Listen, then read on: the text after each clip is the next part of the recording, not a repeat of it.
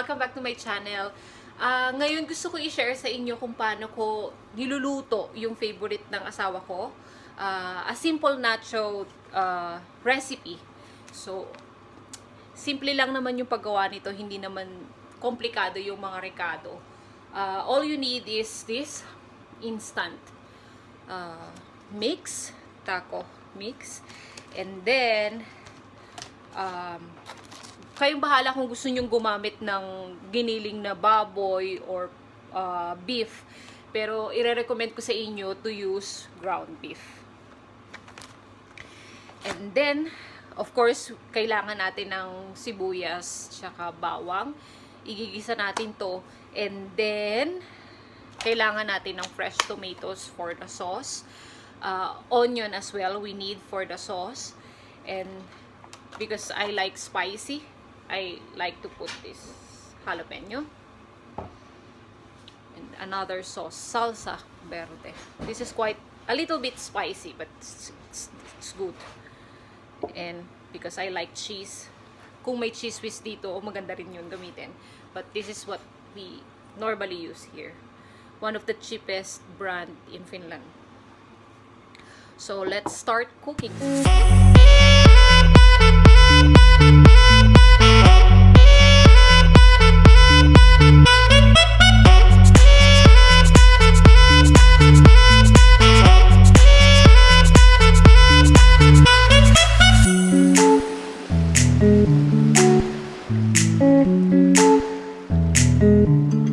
Lalagay ako ngayon ng oil. Any oil is okay.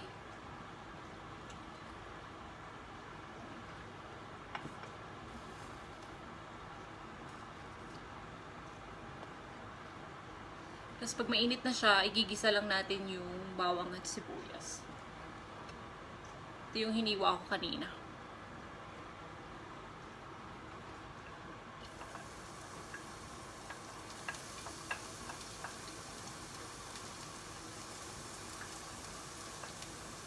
Pinagsasabay ko na yung bawang tsaka sibuyas.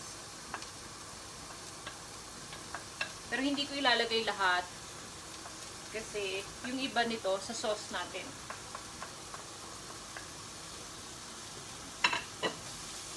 Isa mo lang.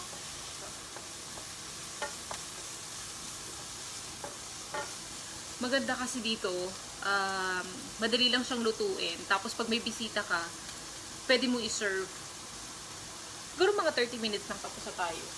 Or maybe less than. Kasi igigisa mo lang naman siya eh.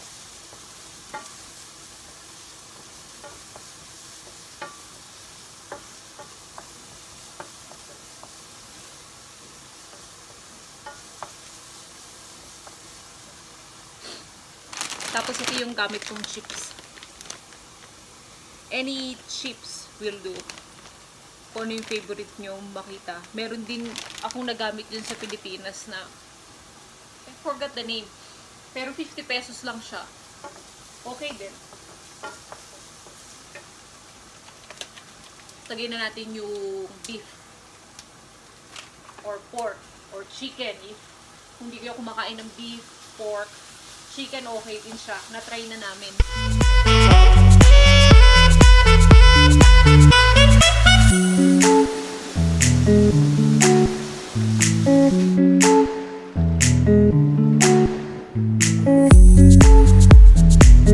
Yan. So, habang hinihintay natin siyang mag-brown, magchikahan muna tayo. Galing ako ngayon dun sa Tuyo-Harjoittelu. Tuyo-Harjoittelu means on-the-job training or on-the-job practice. Kailangan ko kasing matutunan yung language nila, which is Finnish. It's quite difficult because it's totally different how they construct their words and grammars here. They do a lot of conjugations. So for many people, especially kung hindi ka naman in this Nordic country, I don't know. Pero medyo mahirap talagang aralin yung language nila. There's a lot of rules and a lot of changes na kailangan mong isipin. For example, if you want to go somewhere, the word where in English is mista, mihin, misa. In where, to where, from where. So, and the next word to that, i-conjugate mo yung ending nila. So, ang daming changes. Ayan.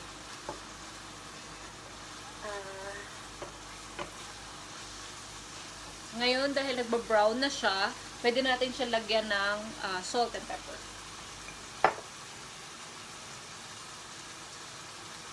Konti lang. Kasi baka maalat na yung mix. Na taco mix.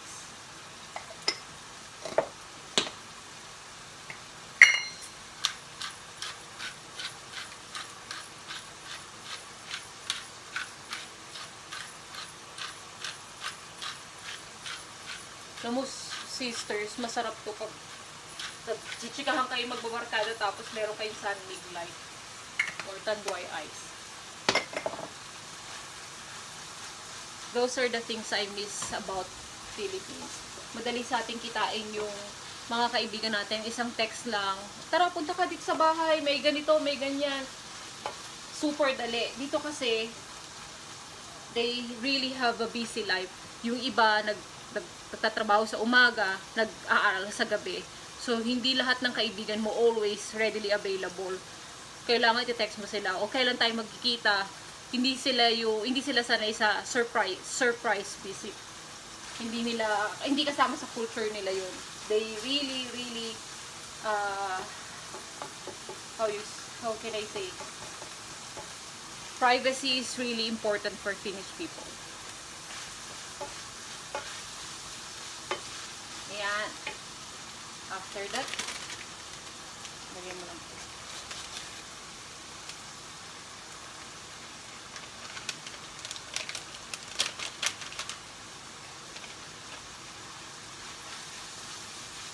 Kaya kung mapapansin nyo yung asawa ko, hindi siya kasama sa mga videos because ayaw niya. Lakasin. We've been in a lot of countries here in Europe as well as in Asia. But normally, when I post something in Facebook and my Instagram account or social media account, normally, bago ko i-post yung picture namin dalawa, kailangan mag-ask muna ako ng permission. Can I post this or not? Yun yung mga bagay na kailangan alamin nyo, or if you have a foreigner husband or boyfriend, may mga bagay talaga na adjustment. Hindi siya katulad ng Filipino na okay, kahit natutulog ka na nga, okay lang i-post sa Facebook for fun. But here, it's not like that. It's different. Totally different. Kaya, bago rin ako mag-post ng mga pictures ng mga kaibigan ko sa Facebook, I always ask permission. Is it okay? Is this okay for you to post or not? Or something like that.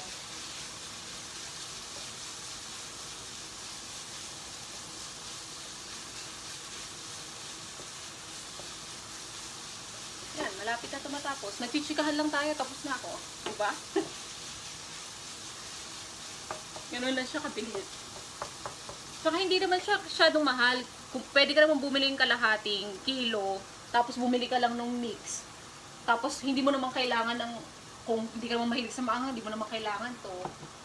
Yung cheese, kahit anong cheese naman, pwede.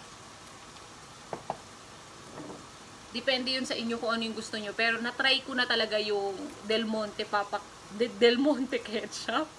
Del Monte ketchup. Plus, this, where is it?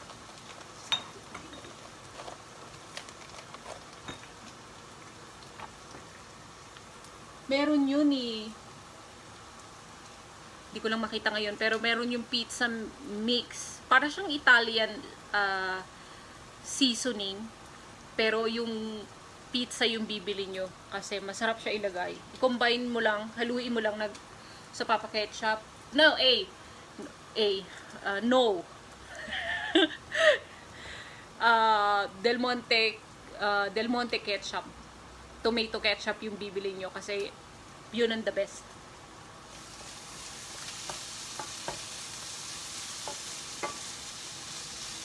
By the way, yung EI in Finnish is no.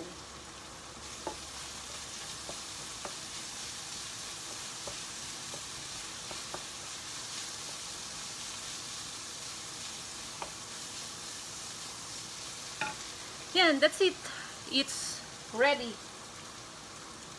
So, kung meron kayong mga tanong at gusto nyo i-share, please i-comment nyo lang down below so we can have interaction para mas masaya yung channel natin and community natin. So, mas maganda kung mas marami kayong itatanong sa akin kung ano yung mga curious kayo sa Finland, ano ba yung kultura nila dito. I will be very happy to share it with you. Ano yung first impression ko sa kanila, ano yung experience ko because I've been here in Finland for 1.5 years. Ano ba yung mga natutunan ko. Kung meron kayong Finnish boyfriend, please let me know kung ano yung experience nyo, magkapareho ba tayo or hindi. Ano ba yung, anong klaseng Finnish sila na na-meet nyo. May pinagkaiba ba sa asawa ko. So, let's see. Tingnan natin. Okay, ipi-plating ko lang to and then I'll take picture and thus ipopost ko na lang ending ng video na to. And then let's see.